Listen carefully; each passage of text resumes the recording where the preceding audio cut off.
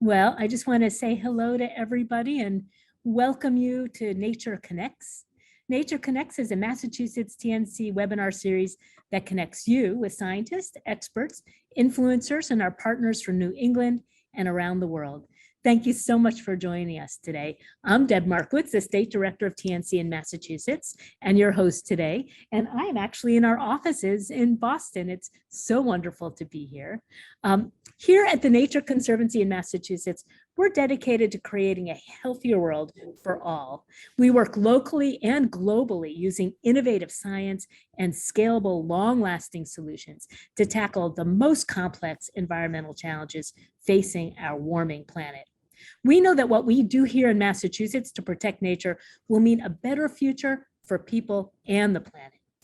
We have a great program for you today. We're going to be speaking with Conservation Law Foundation President Brad Campbell.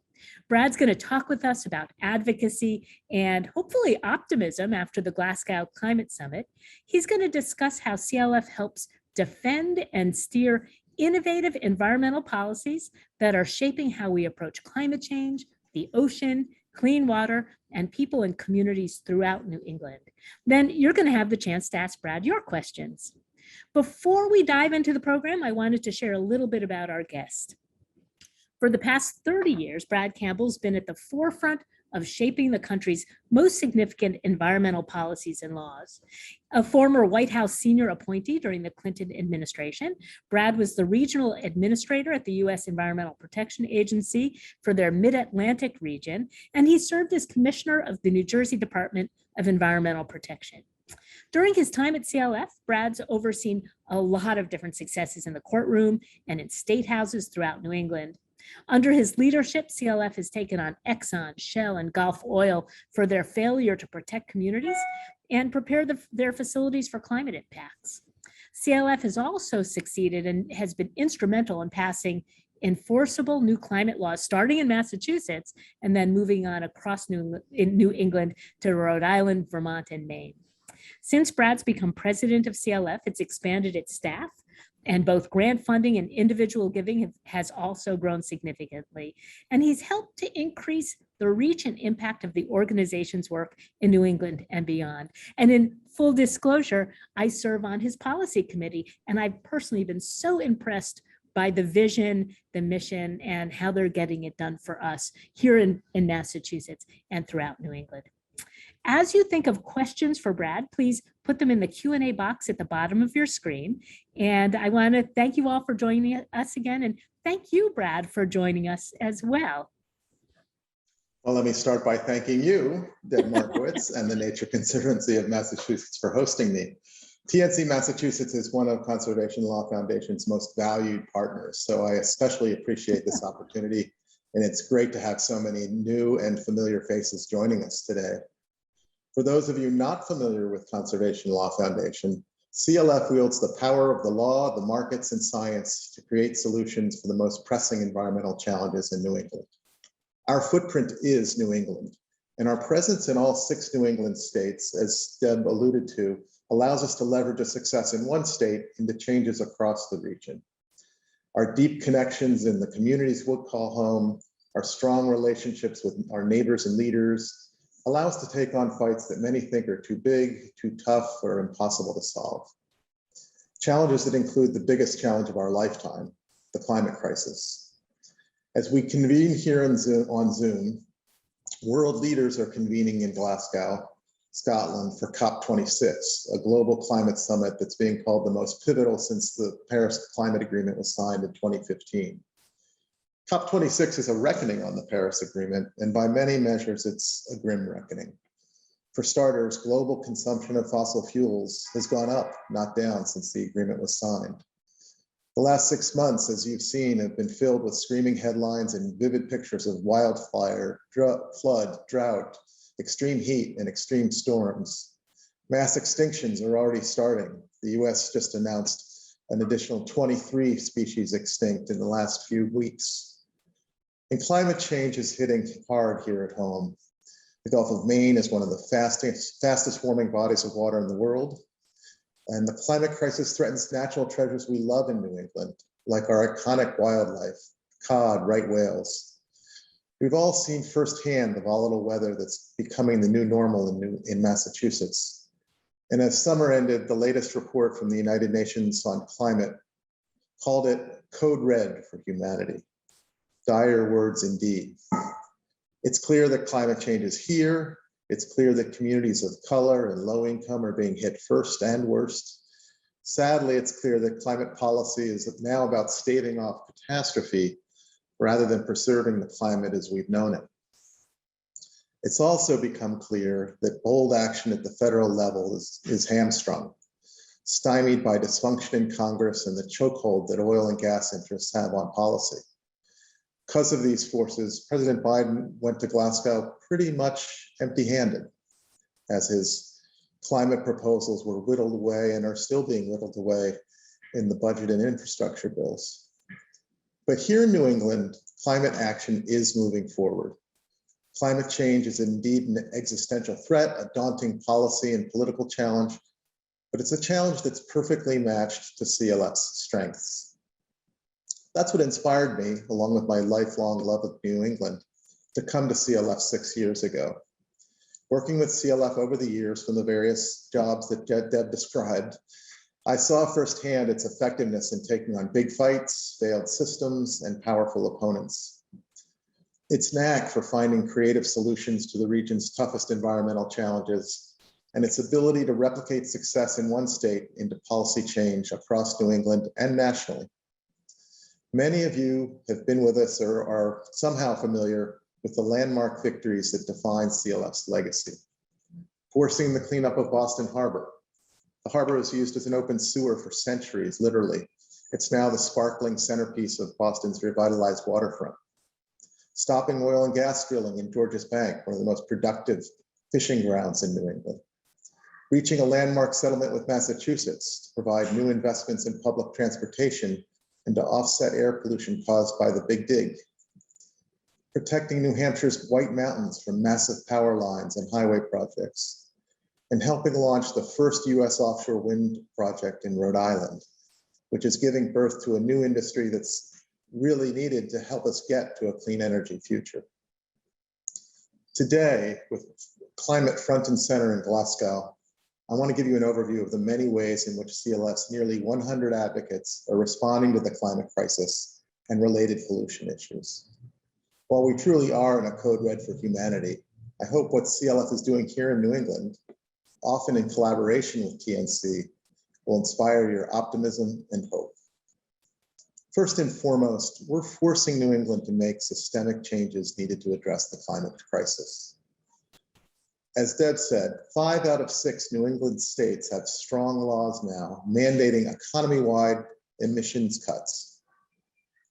New Hampshire is the outlier, but these laws taken together are going to force energy transition across New England.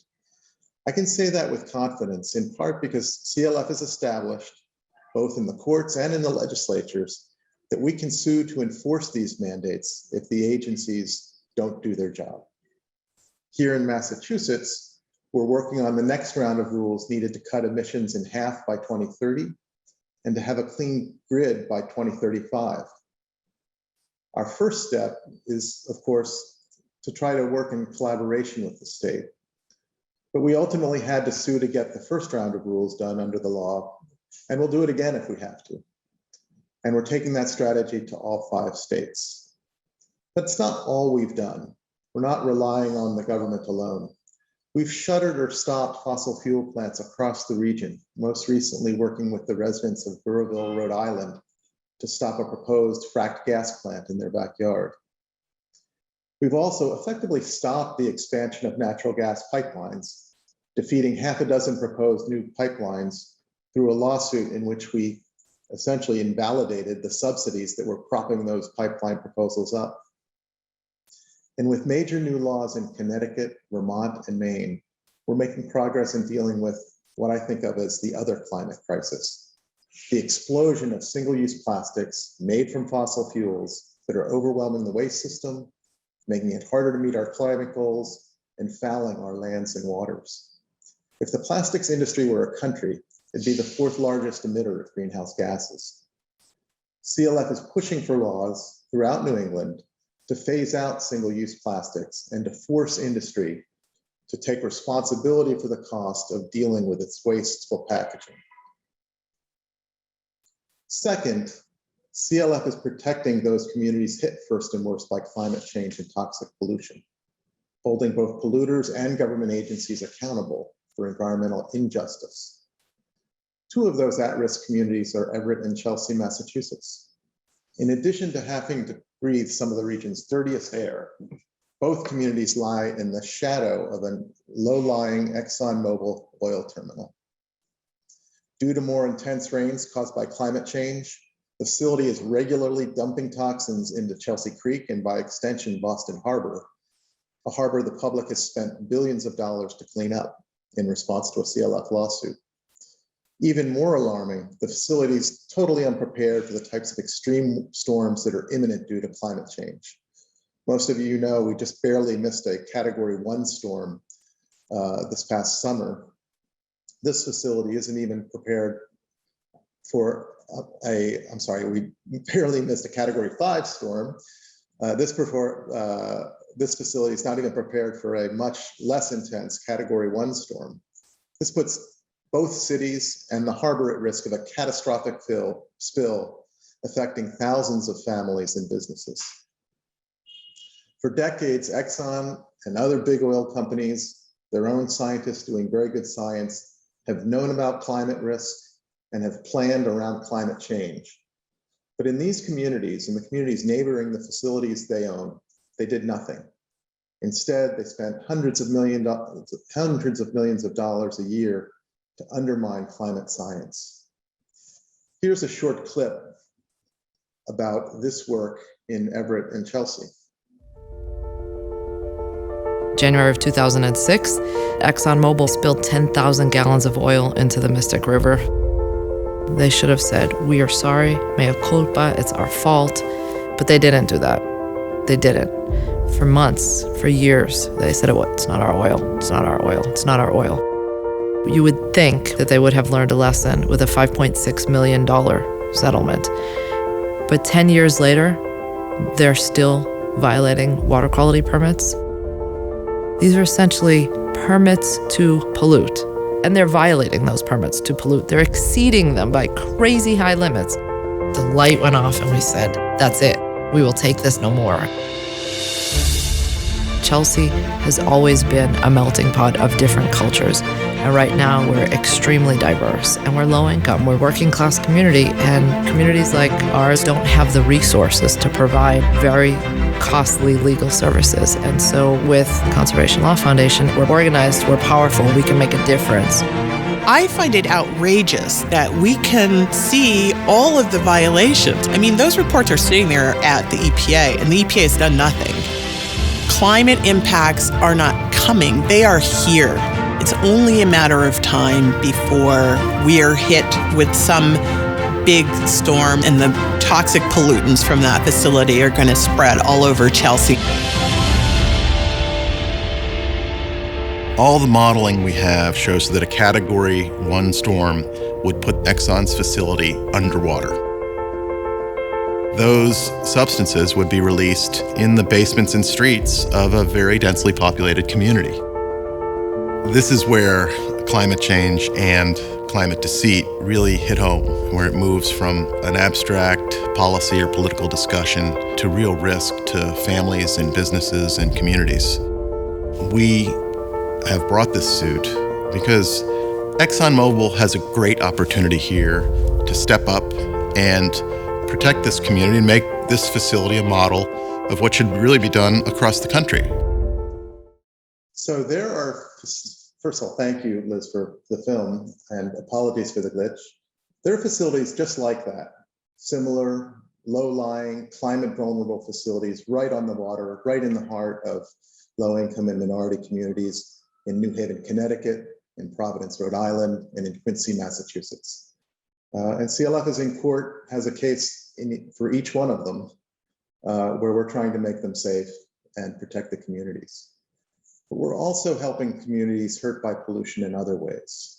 We're protecting children exposed to excessive soot from illegal idling of dirty diesel buses. We just recently negotiated a $2 million settlement in which a major school bus operator will not only stop illegal idling by its fleet, but they'll also begin replacing their dirty diesel buses in Connecticut with zero-emission clean electric school buses. We're fighting expansion and dirty operation of landfills, incinerators, and other polluting facilities threatening the heart of densely populated communities. We recently defeated a proposed wood burning facility in Springfield, Massachusetts, one of the country's worst hotspots for childhood asthma. And we stopped a proposed medical waste incinerator in Warwick, Rhode Island. We've sued and won improved transit for underserved communities, recently negotiating a dedicated bus lane and other transit improvements for underserved communities in Boston, Chelsea, and Somerville. In Maine, Massachusetts, New Hampshire, and Vermont, we've made drinking water safer with new protections from so-called forever chemicals, toxic compounds that are finding their way into drinking water across New England. Until CLF stepped in, these chemicals were completely unregulated in the region, and many towns and many families didn't even know the water at their tap was unsafe. It's a good example of moving from state to state, leveraging victories in one state to another. We started in New Hampshire and got new protections in place, went to Vermont, got new protections in place, and essentially shamed Massachusetts and Maine into addressing the issue in their states. Only now, years later, is the US EPA taking the issue up. And lawyers and lawsuits are not the only tools in our toolbox, although that is sometimes our reputation. Our planners are working with the city of Lawrence and other towns to plan and retrofit their community to make them more resilient in the face of climate change. To create healthier and more resilient housing in Boston's gateway cities, our research and market experts helped develop an investment fund that's generated more than 500 units of housing that meets a rigorous environmental and health scorecard. We're now developing a second fund, which will do even more to improve health and well-being in neighborhoods that were formerly redlined and that bear the brunt of pollution. Third, we're protecting natural communities, fighting to save the iconic waters and wildlife that define New England. One of the stark realities of climate change is that it adds to the stress of already stressed natural systems. Climate change brings more pollution into our waters, it warms the water, it increases the soot in the air, it changes fish and wildlife migration, all putting New England's iconic natural resources at risk, including many of the special places that TNC has worked so successfully to protect across the country. From Vermont's Lake Champlain to Connecticut's Mad River, we're at war against toxic blue-green algae blooms. These are blooms that are exploding due to climate change, and they produce a neurotoxin that's linked to Alzheimer's disease, ALS or Lou Gehrig's disease, and Parkinson's disease. And it's climate change, the warmer water, the more intense rains and greater pollution that's causing them to explode. In New Hampshire, CLF's waterkeeper is fighting the polluted runoff, threatening water quality and living resources of Great Piscataqua Bay. On Cape Cod, failing sewers and septics are fouling the Cape's bays with brown algae, imperiling both the bayshore and the environment, as well as the Cape economy. We're in court to force both state and local governments to address the problem and clean up their waters. Off New England's coast, we've fought to protect critical habitat needed to make the living resources of our ocean more resilient to climate change. As part of that effort, we helped establish and then defend New England's first marine national monument, permanently protecting a vast area of the area off of the coast of New England. And just to give you a sense of how epic these battles are, we advocated before the Obama administration to have Obama permanently protect the area by creating the national monument. We then defended the monument designation in court when it was challenged by the commercial fishing industry. Trump came in and gutted the protections of the monument. So we went to court then and sued Trump to stop his changes to the monument from going into effect. And just a few weeks ago, I went to the White House to celebrate this president signing in a proclamation restoring the monument after these years of battles. But we're expecting to go back to court again when that new designation by President Biden is challenged by the industry. We're also in court, we're actually in several courts, to protect the critically endangered North Atlantic right whale, one of the most endangered species on the planet and an iconic New England resource. But here again, our strategy goes well beyond the courtroom. We're helping to develop new fishing gear to reduce right whale mortality. And we're teamed with scientists at New England Aquarium and with National Geographic photographer Brian Scarry to help sound the alarm and tell the whale's story at the same time that we're fighting for protections in court. Here's a short clip about this work. Scientists have estimated that this population will be functionally extinct, which means it's not going to be a viable population within 20 to 25 years. 20 to 25 years doesn't give us a big window of time. For millennia, these animals grew up in oceans that were boundless. Now there are boundaries of nets and fishing gear. When whales hit ropes, they freak out. And as they swim, the ropes saw into their flesh. In the end, an unfortunate percentage end up dying, usually of starvation or being overwhelmed by infection. I believe that photography is one of the most important tools that we have to motivate people to care. We can fall in love through photos and we can be moved to action by photos.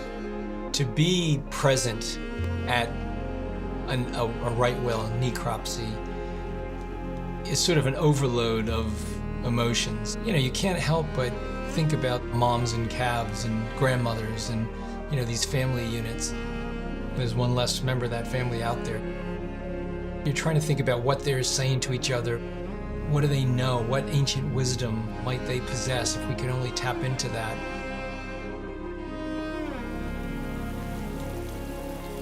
Probably the best thing for a whale is to get rid of ropes altogether. Ropeless gear for right whales means no rope in the water, means no entanglement risk, means we don't have to worry anymore about whales becoming entangled in fishing gear. This species, you know, not only is it huge and iconic and part of our New England culture, this idea that they could go extinct in our lifetime has really added a lot of urgency. And biodiversity is important to us. Extinction and having it not happen in our lifetime is important to us. Every day counts and every right whale counts at this point in time. As long as there's some right whales left swimming in our ocean, it's not too late. Do we want to just bear witness to the extinction of a species that is within our power to save, or are we going to do something to save them? You can give up or you can fight. We choose to fight.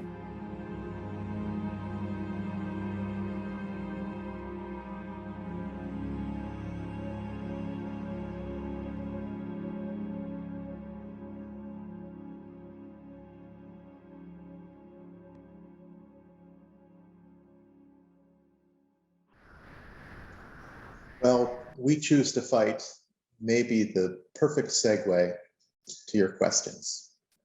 That is really great. I really love the two videos, and thank you for all you do. It's so impressive.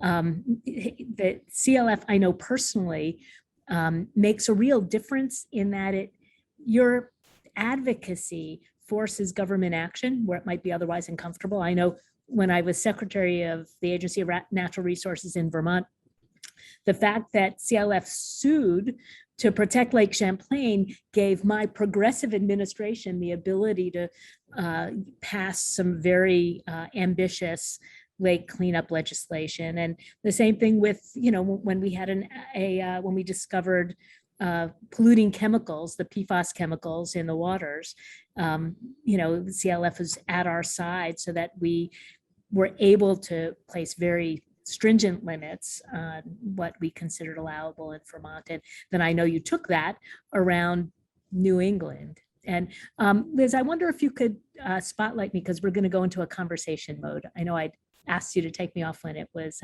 just Brad. Yeah, there you go. So I have so many questions for you, and of course our audience does as well. Feel free to add questions in the Q&A section as they come up. My first question is personal. Of all of these environmental issues facing Massachusetts, what keeps you, well, actually New England, because you're thinking about New England, what keeps you up at night the most? I think what keeps me up at night the most is truly climate, and the fact that we're really running out of time. And I think it's still the case that people don't understand the scale of change we're looking at, and the fact that even pollution problems that we think we solved kind of come back with climate change. Yeah. As I mentioned, we've had great air pollution victories in this country, removing soot and smog under the Clean Air Act.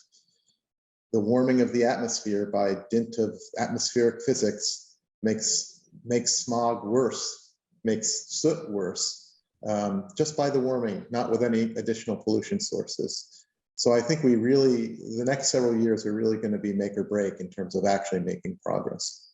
Yeah, I would agree. For me, I think about the added, how it's got a multiplier effect when it comes to rainfall. One of the things we know about climate change is for our region, we're going to get warmer and wetter, and the rain is going to come all at once. So it won't be that there's more rainfall over the course of the year. We're going to have more downpours, which means more pollution, because those big erosive events, wash all the pollutants into our bays and continue, further degrade the salt marshes that are already, at risk, and washes pollution in, and then we've got these overrun septics and overrun stormwater systems, and it really, as we're thinking about solutions, we can't think about the past and what we saw in the past.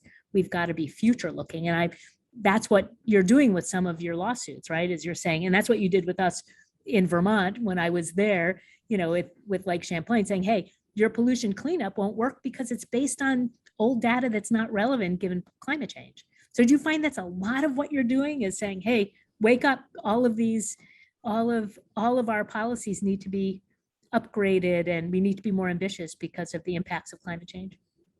It is a lot of what we do, basically, is that kind of wake-up call. But there's a different kind of wake-up call too, and it really, in the case of the oil terminal cases, they have, under existing law, they have a duty to use what's called best engineering practice. They have a duty to take all reasonable measures to avoid a spill. And our argument in court is essentially, you can't be using good engineering practice if you're not taking the latest data into account in terms of what storms you're going to face, in terms of what the rainfall is today. So really trying to make clear that even under existing law, even under the rules they've worked with for years, climate changes their duties and raises the bar in terms of what they need to be doing to protect the surrounding community.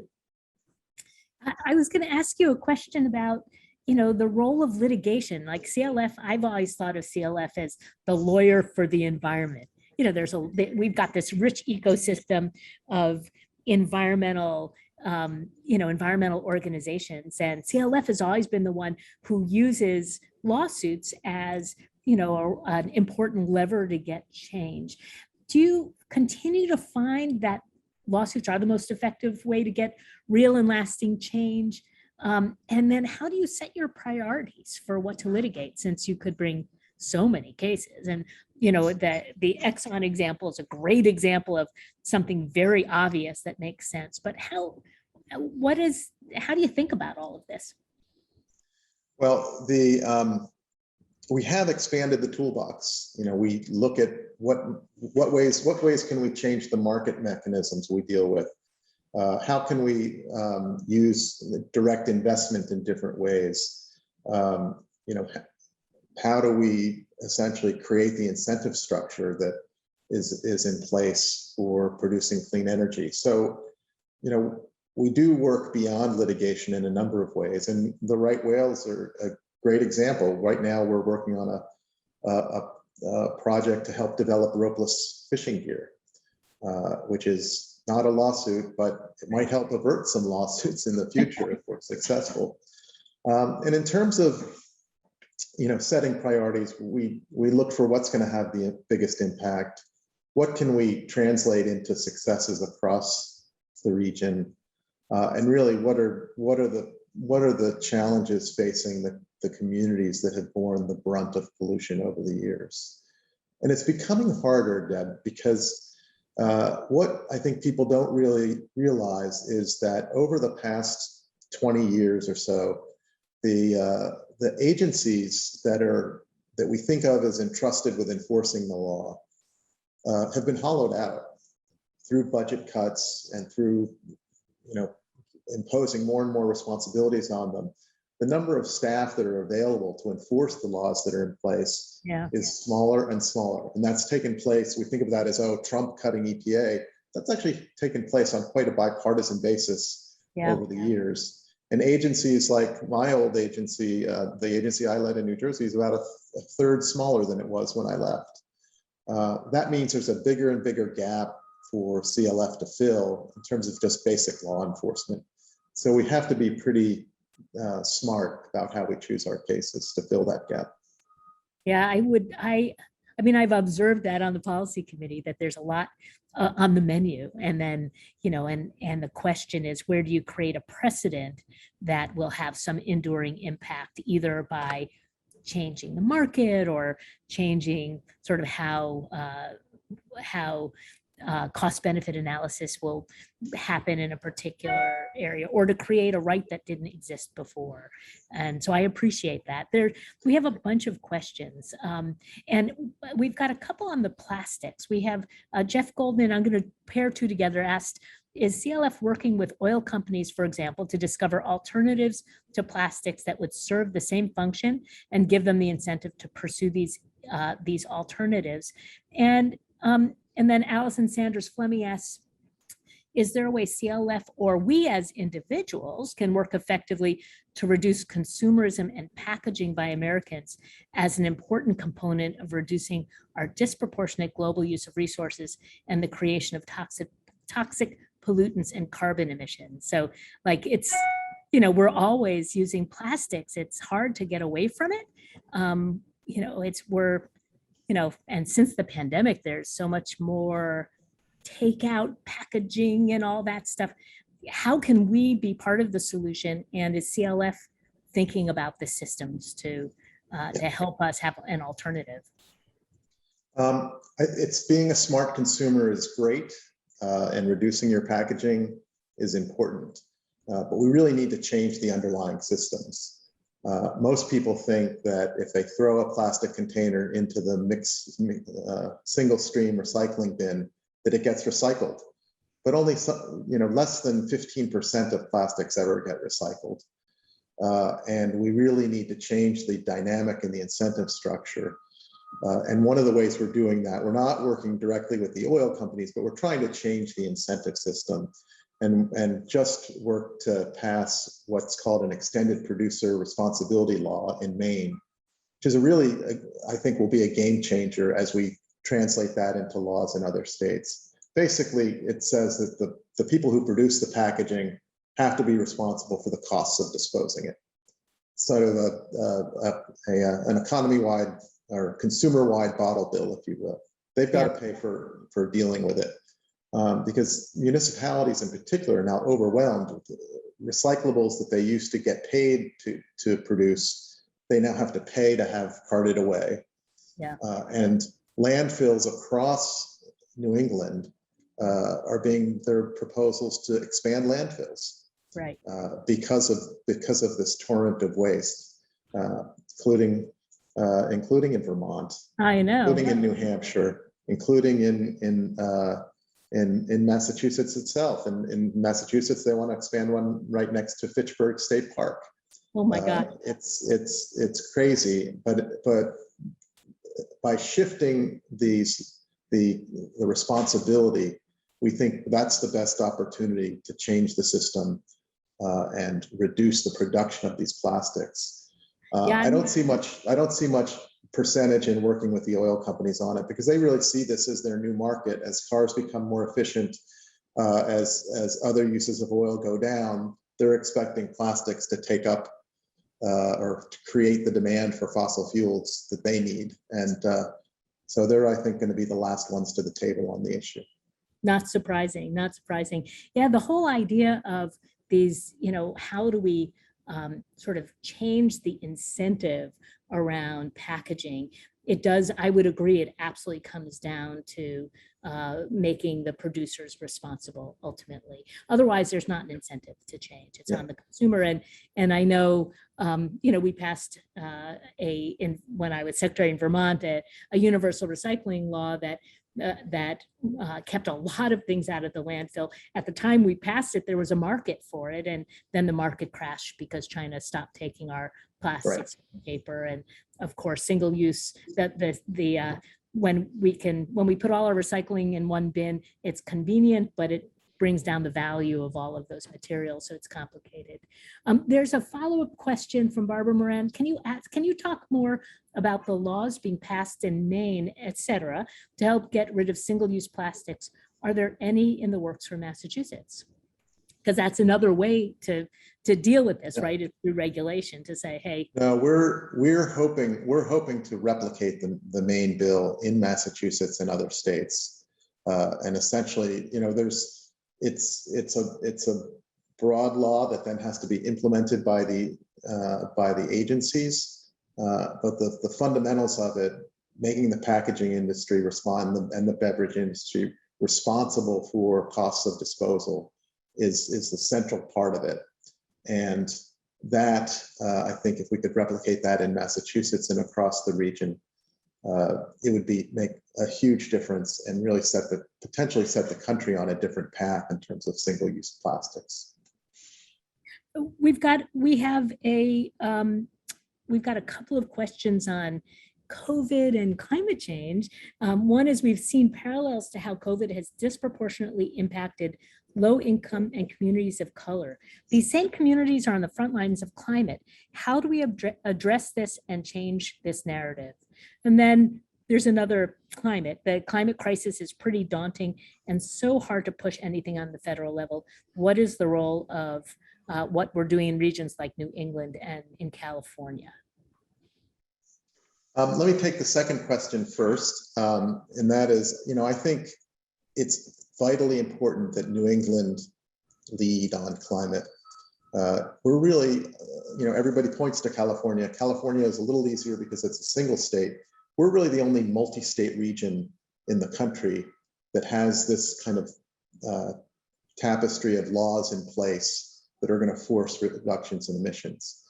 The key now is to make sure those get implemented, because if they're implemented, the nuts and bolts that we're working on now, how do you exit the natural gas system? How do you get people to electrify buildings?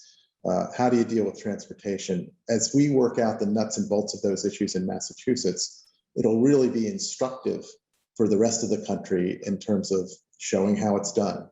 I think it'll also be instructive because we have, one of the most innovative tech sectors and one of the most vibrant countries vibrant economies in the country. And I think it'll show also that, contrary to what some of the climate denial folks say, you really can decarbonize. Decarbonize is actually an economic opportunity in and of itself. And I think we'll be able to show that here in New England. One of the things that's also particularly important, I think, in New England is that this is a bipartisan effort. So, in Massachusetts, a Republican governor with the Democratic legislature are working together in a really ambitious way. And you see that not quite all over New England, but in a lot of New England. It's not divisive, a left and right kind of division, which means that the solutions can be more enduring and serve as a model, across not just the country. I think we're a model when it comes to the COP. The climate summit right now is thinking about, how can you be ambitious and get it done. One of the things I really appreciate about CLF is one of the things that you did that was so important for, I think, as a model, is making those climate laws enforceable. Because, as somebody who is in government, that's like the thing you don't want, right? There's so much you don't control. And if you can't kind of times change, if you can't wrangle something like, being held accountable is really tough, and it requires the hard decisions to be made, like how are we investing our dollars, how are we spending our money. And so I think that alone was really important, as a model to have enforceable limits. We've got a bunch of other questions. We've got a couple questions about the balance with renewables. One question, it had to do, let's say, I apologize, I've got to find it. Do you have a position on clear cutting? This is Martha Hanner. Do you have a position on clear cutting woodlands to install large scale solar panels? And then there was a question about burning woody biomass to generate electricity as renewable energy, and protecting forests, and that balance there. Yeah, we strike a balance on renewables. We don't want clear cutting of woodlands, or also even more common is proposals to put solar on prime farmland. Some states, we have laws that help us, and we have a set of regulations in Massachusetts that are very helpful with that, because we don't think you need to do that to get the level of renewables that we need for the energy transition.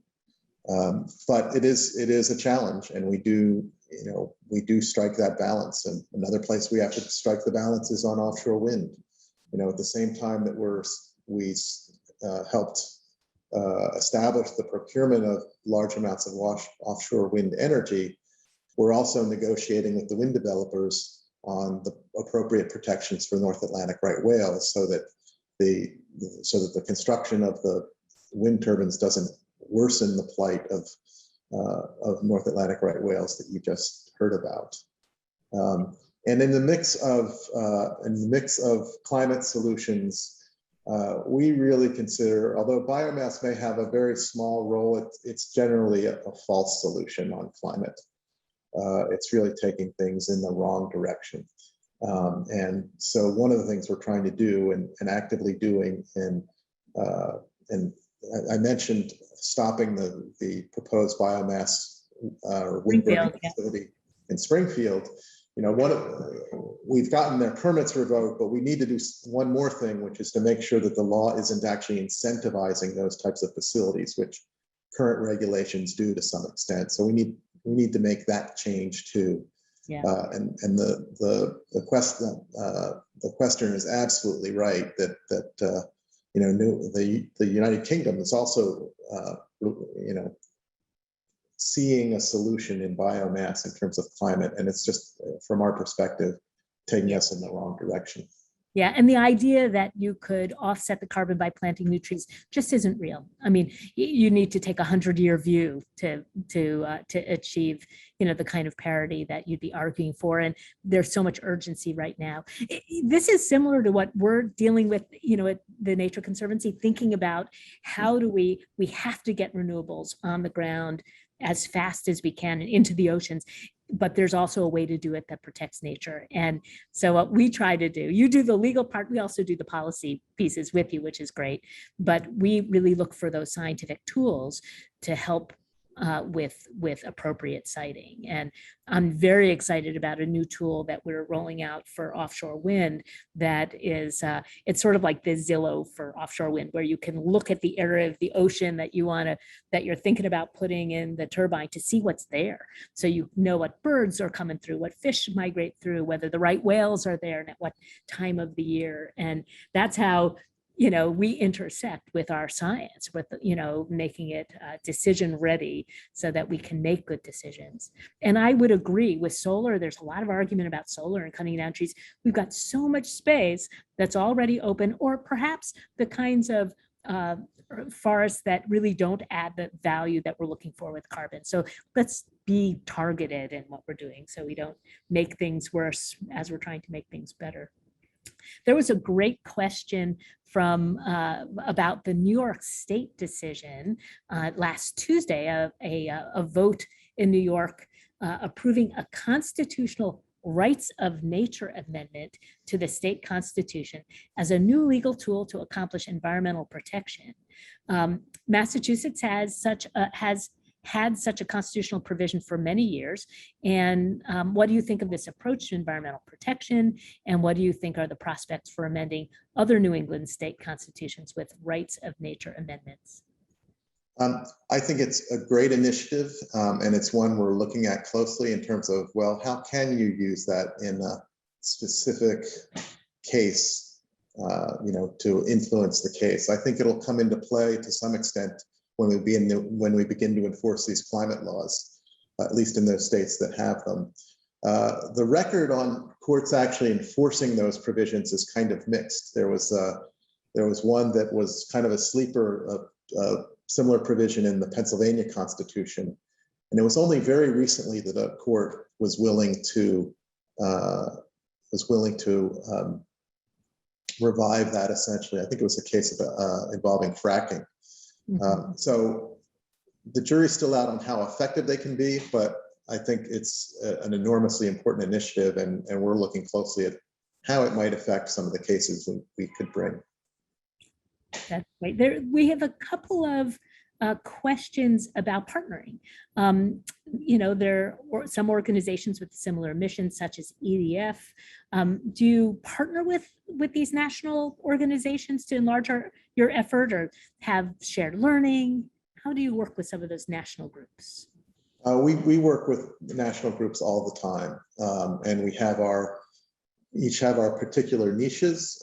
Typically, if we partner with, say, Natural Resources Defense Council, which we did on the National Marine Monument, we worked very closely with NRDC. They had much more strength on the DC end of the line. We had the strength in terms of the regional work.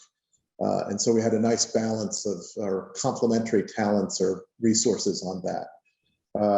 In the right whale litigation, we've worked with Earth Justice and the Center for Biological Diversity. So we always try to partner where we can, and with TNC it's the same. We're working on various aspects of protecting the environment. We don't do land conservation. We don't do the direct conservation. I think the TNC has a lot of expertise on natural climate solutions. We're kind of more narrowly focused on what the policy backdrop to that is and how you can create regulatory incentives for it. Yeah. Sorry. We did get a specific question from Andrew Fallender about as we look towards the future, and what areas can TNC in Massachusetts and CLF be most valuable to each other's initiatives? And so I interrupt just because it seems like you're heading that direction. But I'm excited about our partnership. I don't know about you, but I know Absolutely. that our policy people really work hand in hand with your great policy shop. So when we're working to get more money and more equitable funding on climate change, you guys are right there with us. I know we're thinking about how do we serve environmental justice communities and communities of color, and what science and tools would be useful to help kind of supercharge efforts in those communities to address climate change and to have a more healthy, livable community. And I know it's something that you guys are working really closely with us on some of this. It's actually been one of the great things about coming to New England for me is the ecosystem of environmental groups is much more collaborative and much less turfy and much less duplicative. We each kind of have, find our strengths and complement each other in that way, as I think is perfectly reflected in our partnership with TNC Massachusetts. So to me, that's just a great thing about this work in this region. I think this challenge of how nature fits into the climate equation in terms of the solutions, both the solution set and the vulnerability. I think that's where we're going to be spending a lot of time together over the next several years, because I think that's clear. One of the other questioners mentioned, well, we need sequestration from that's provided by regenerative agriculture, better forestry practices, et cetera. And that's absolutely the case. One of our challenges is making clear that we really need that on top of getting to zero emissions, not as a way to get to zero emissions. And that's been in some of the policy debates that I think that's been kind of lost. Yeah, and actually, just for everyone out there, we don't agree 100% on everything, right? Which is natural for organizations. And as we think about the role of nature, we heard from the IPCC put out a report now about 3-4 years ago that said that we're not going to achieve the goals of Paris without a third of the carbon savings coming from the land in some way.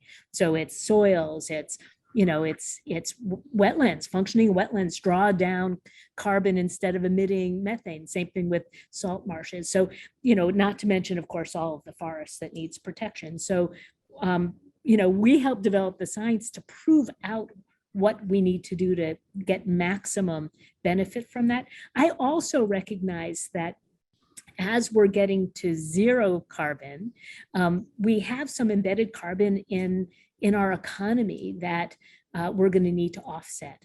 So at some point, we can have a whole conversation about the role of offsets. And it would seem to me our partnership is we figure out the science of how to do it right. And you hold companies and governments accountable for actual successful, projects of drawing down the carbon. But there's a lot of work to do. And I just am so happy that you're a partner with the work. We just have a couple of additional final questions, and maybe we'll get to the end with this. And how do individuals contribute to support the work of CLF?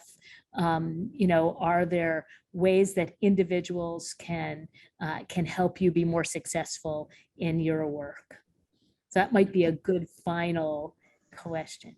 Yeah, first of all, no matter whether it's with CLF or any other organization, having you use your voice, particularly on climate, but on all of these issues really, is enormously important. And I would encourage you all to become CLF members, to come to our website, sign up for our action alerts, so that if legislators need to be called on a particular issue, or elected officials need to be called out on a certain issue, you're in that loop, and you can make an impact. People underestimate the impact that just a few voices can have.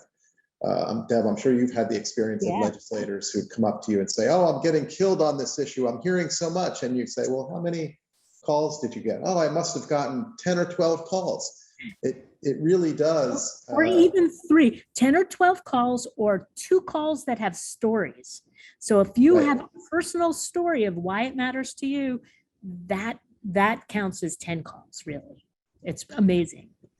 So getting engaged, nobody wants more emails, but getting engaged in the issues, following things like action alerts, getting the information that we're putting out is enormously. We have a terrific communications department that's very good at storytelling, and then of course we're a member-supported organization. We can only sue ExxonMobil because we have a strong membership base that helps us finance those types of actions. So I encourage you all to get engaged at any level, and really support organizations that are in this fight, including the Conservation Law Foundation.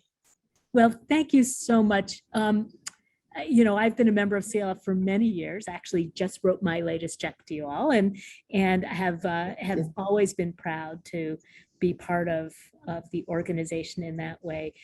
You do such impactful work. It's really been a pleasure. I need to wind us down now. I just want to thank you all for joining us today. And I want to thank you all for tuning in, for your support of the Nature Conservancy. It's your support that makes all of this work possible. We're going to be sending a follow-up email over the coming days with links to this video and the resources we talked about today. If you're enjoying this webinar, feel free to share it with your friends. You can also follow us on social media at conserve_MA, both on Facebook and Instagram, to keep up with our work and to get updates on upcoming virtual opportunities to connect. And as always, you can see our upcoming webinars and sign up at nature.org/MA webinars. And join us on November 18th for a special update from our Coastal Resilience Fellows about how salt marshes are playing a critical role in the fight against climate change. I just want to thank you all again, and thank you again for taking time from your busy schedule, Brad.